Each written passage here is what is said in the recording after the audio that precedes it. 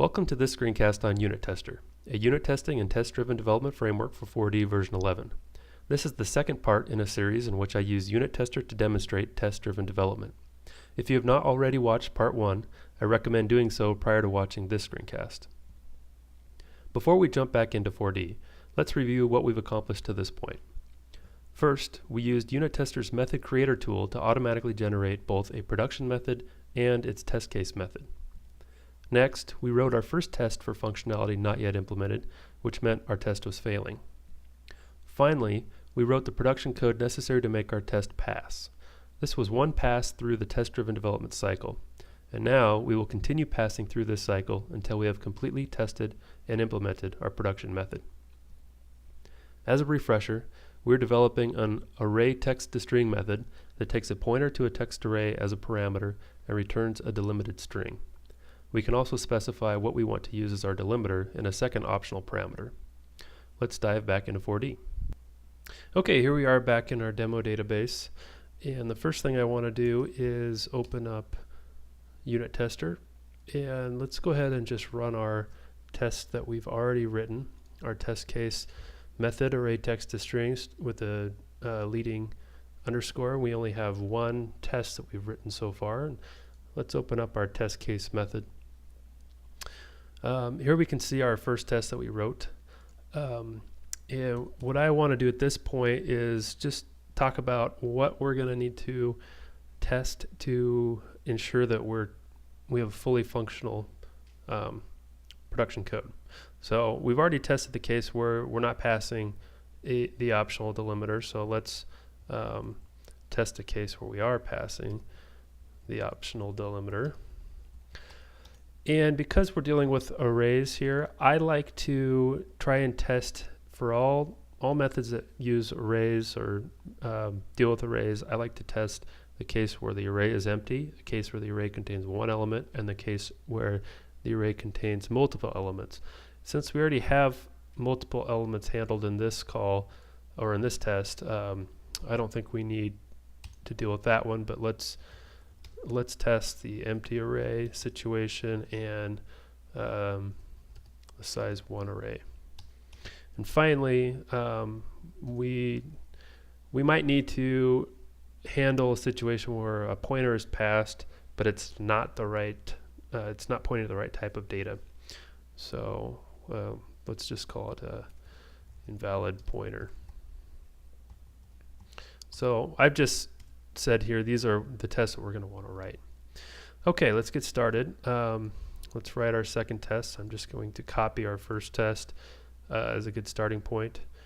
In this one, let's call it our delimiter passed test, and we are going to want to use this this variable for this test. We didn't in the first test. Let's just go ahead and use a hyphen. We just want something that's different than our default delimiter, which is the semicolon. And then I'll need to update our expected string here to have the right delimiter. And this looks good to me. We're passing that optional parameter. Let's go ahead and run the test and see what happens. We're passing. So in this case, we didn't have to write any production code at all to make that test pass. And what this is doing is giving us confidence at this point, building our confidence in our production method. Okay, next test. We want to test the situation where we have an empty array. Again, I just copied the previous test, and in this case, we can get rid of this because we don't need to build an array. Our expected string is going to be empty, and before I get any further, let me name this test. All right, looks good. We don't need the delimiter for this one. And let's run our test and see where we're at. We're passing that one as well. So now we have our 3 tests within our test case method. Let's move on to the next one. I'll copy the previous test. In this one, we want one element. So let's add one element, and I'll call it, for consistency's sake, LM1. And now we will have an expected result of the LM1 string. So let's change this test name to size1. Array returns first element and no delimiter. Let's see how we're doing. We're still passing, and now we have 4 assertions, 4 tests. So we're looking pretty good. Okay, now we're down to our last test that we had decided we'll need to do. And for this one, we need a pointer that is not to a text array. So back up in our setup section, I will define another variable, and I'll call this the bad pointer. And it's just going to remain a nil pointer. Won't be pointing to anything at all.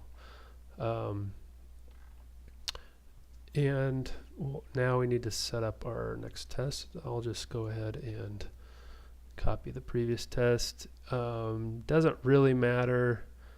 We don't need to worry about this one.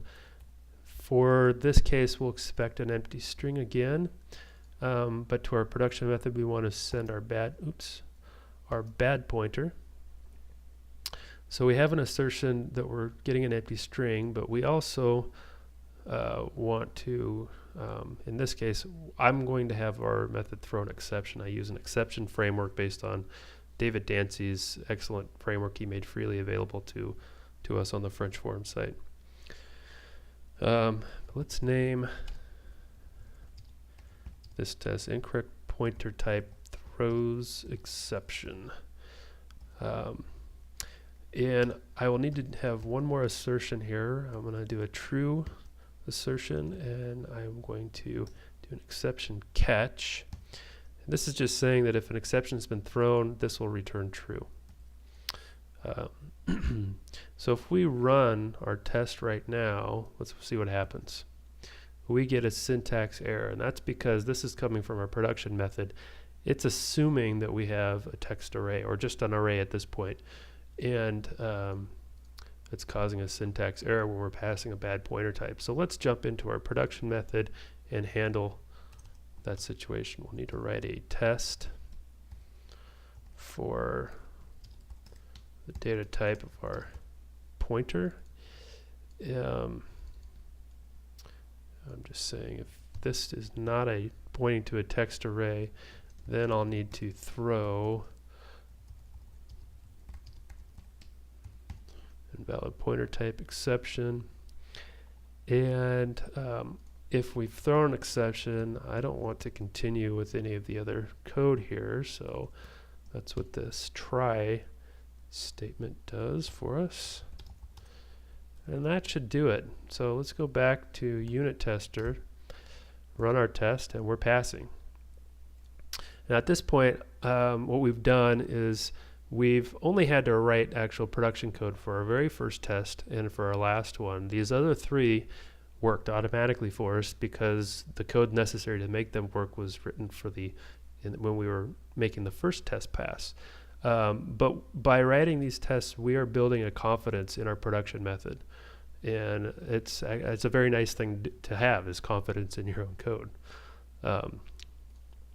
Okay, there's one more thing I'd like to do. And I'm going to add an assertion to each of our tests here, and it's going to be a false assertion. And this is just saying we shouldn't have any exceptions thrown in any of these other cases, and it's ensuring that we're only getting the exception here in this last case when we would expect it. Run our tests again, and we're still working, but now you can see our assertions have jumped up a little bit. Well, that does it for this part of the screencast series on test-driven development using UnitTester. In the next part, we will move on to a new production method and start exploring how to unit test different types of production methods. Thank you for joining me, and I hope to see you in the next part of this series.